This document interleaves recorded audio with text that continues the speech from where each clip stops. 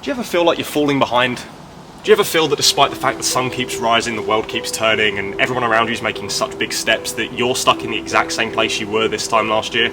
I feel like that a lot, but I don't necessarily believe it's true. And maybe you feel like it too, or maybe you're exactly where you want to be in your life, in which case, that's amazing, and this video will mean absolutely nothing to you. So get lost. I want to talk about one of my favourite words, sonder.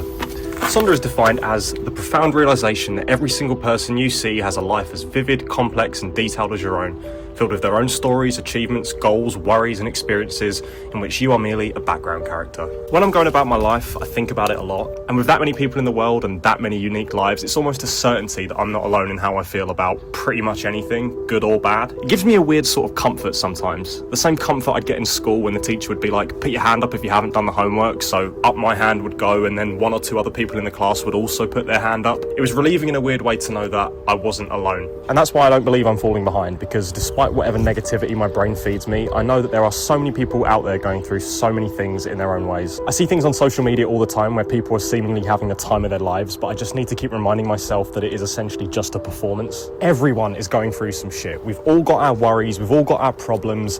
No one's life is as perfect as they make it seem online. I mean, hell, even this video right now, like, this isn't my normal life. I wrote a script, I set the camera up, and now everyone who walks past thinks I like talking to traffic cones, which isn't true.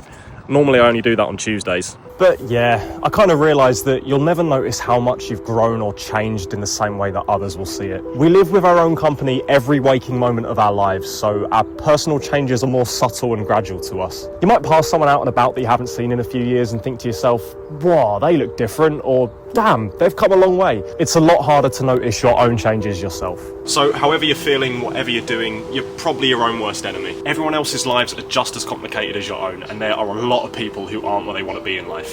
You just don't tend to hear about that as much. What's normal to you might be extraordinary to someone else, so just be unapologetically you. Things will fall into place. I want to end by reading you a really profound ancient proverb.